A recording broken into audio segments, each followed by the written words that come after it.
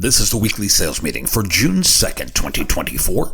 My name is Chris Fleming. You can reach me at chris@cdmediaconsulting.com or go to our website at cdmediaconsulting.com. Today's topic, be willing to walk. You have reached the pinnacle of the profession when you can walk away from suboptimal deals. Some companies do not have that luxury. Some sellers do not possess that fortitude. Many were trained to make the deal no matter the impact. But top performers have not only today in mind. They are thinking about the long-term impact of their today decisions.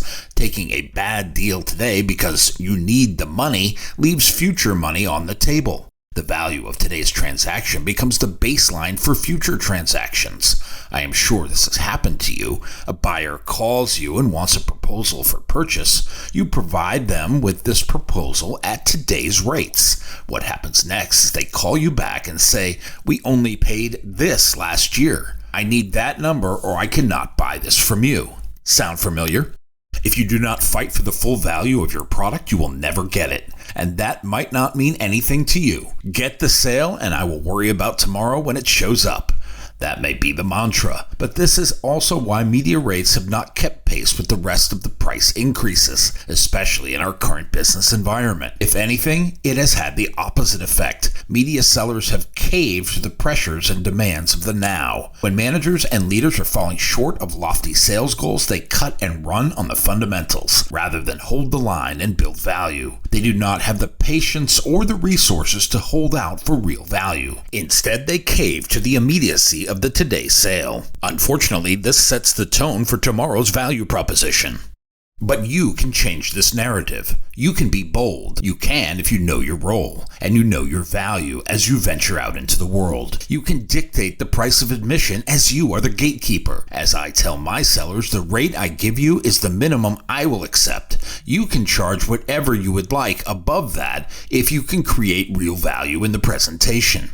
And the value is in the eye of the buyer. When you solve a problem or create an opportunity, the price is secondary to the value created. So start with that. Start by creating real value and then go out and charge the appropriate rate for you and your idea.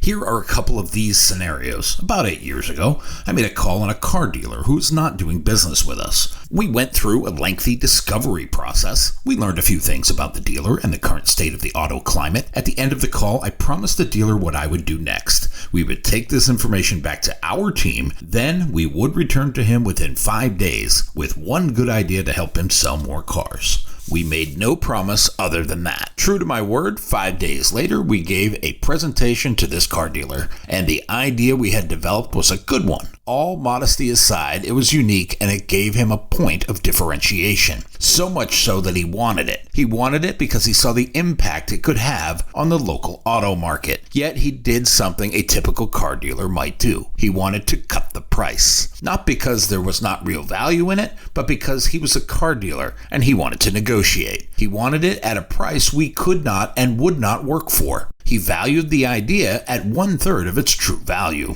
He would have signed the deal that day if I had agreed to do it for less than it was worth. And I could have made the deal on the spot, but decided value was more important.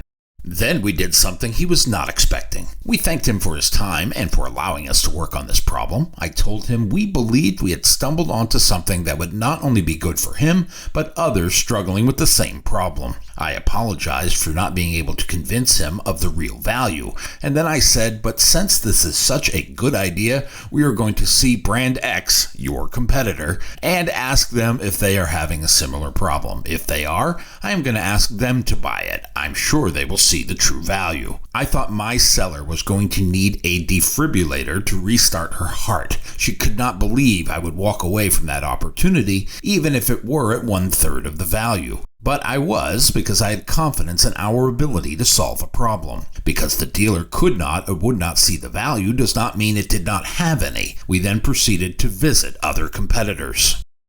Here is a second story of the same milk. We had an attorney who was the named sponsor of a weekly college sports show, and that attorney had a ridiculous and embarrassing low rate. You know, when you inherit a terrible deal and you cannot wait for it to expire so you can reset the deck? Yeah, it was that kind of deal. I explained to her how much we valued their business, but at the same time, we had to update our relationship to reflect the current year's pricing, not last century's. It became a game of chicken to see who would blink first. It was not to be me. I explained if they dropped the college sports program, I understood, but I would sell that position to their nearest competitor. This would allow the competing attorney to steal the market equity that attorney had built, and that's exactly what happened.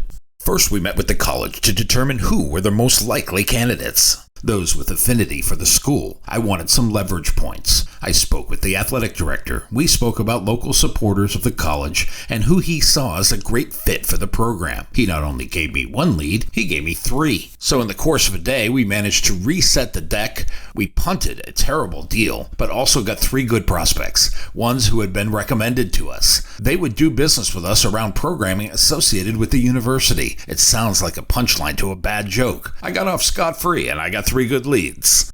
The next day, we set an appointment with the top competing attorney. To seal the deal, we used these words. Your competitor has abandoned the university and the sports program position. If you would like to replace them, there is an offer on the table to do so. This was a big motivator. Our prospect did not like the other attorney. He was the one they all made fun of in their company meetings. He was the star of all his own commercials. And my new prospect was a lot more conservative. Attorney number 2 says, I don't think he's ever seen the inside of a courtroom. The end result is attorney number 2 replaced attorney number 1. The switch was immediate. He accepted the offer, and we were able to inform the first attorney he had been replaced by his nearest rival. Now, had attorney number 2 declined, we did have a backup plan. I mentioned our university partner had given us 3 good leads. Had attorney number 2 declined, we would have asked him which of his other 2 competitors to call on next. Remember, these are the ones who have been recommended by the college. I was going to let my attorney client decide who we called on next should he decline the offer. As bold action and fortune would have it, I did not have to use either of these backup plans. Our number 1 prospect stepped up to be our number 1 client, and that was a huge win for not only our sales team, but our way of doing business. We were able to prove that content is king, and those who see real value will step to the forefront.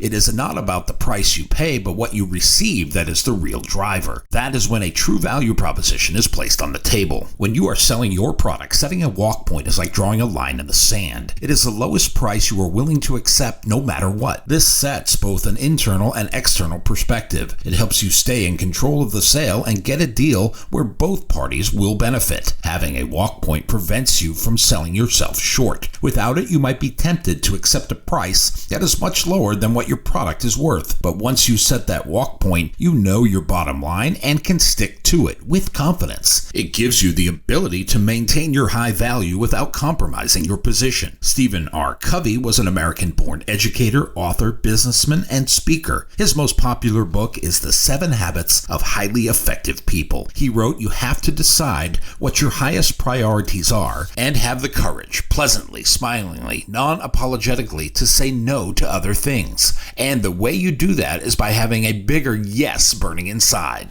Having a walk point gives you bargaining power. It shows the buyer that you are serious and will not be persuaded to drop your price. This can lead to more respectful negotiations. It is a much better outcome for you. It protects your interest. It ensures that you are not pressured into agreeing to a deal that you will regret later on. Instead, it empowers you to stand firm and only accept offers that meet your expectations. Remember, the bad deal you take today could be tomorrow's albatross. Setting a walk point gives you a safety net during the selling process. It keeps you grounded. It gives you leverage. It helps you achieve a successful sale without any regrets. It helps you know and maintain your value. Peter Marshall was a television game show host of the 1960s and 70s. He was the original host of the Hollywood Squares. He said, if you don't stand for something, you will fall for anything.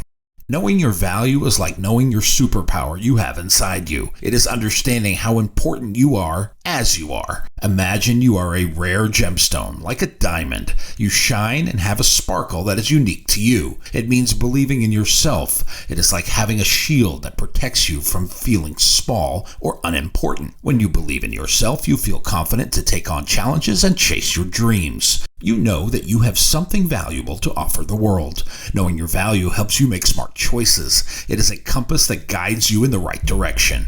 When you know your worth, you will not settle for less than you deserve. You'll choose customers that reflect the value you project. You will make decisions that honor the value you portray. It gives you strength to stand up for yourself. It's like having a voice that speaks up when something is not right.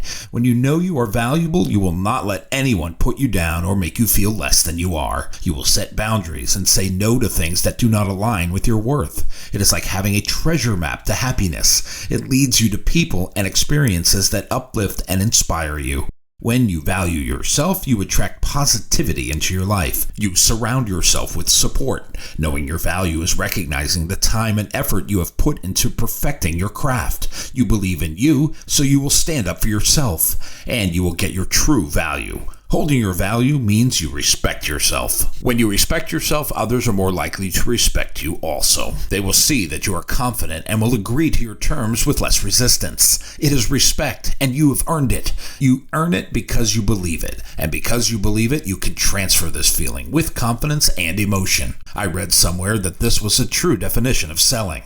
Alicia Beth Moore is an American-born singer. In her professional life, she goes by the stage name of Pink.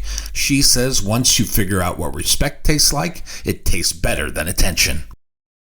My new book, 21st Century Sales Success, is now available on Amazon.com. If you like what you have heard here today, please consider ordering a copy, or two. You can always send one to a friend. Go to cdmediaconsulting.com right now and follow the instructions to order.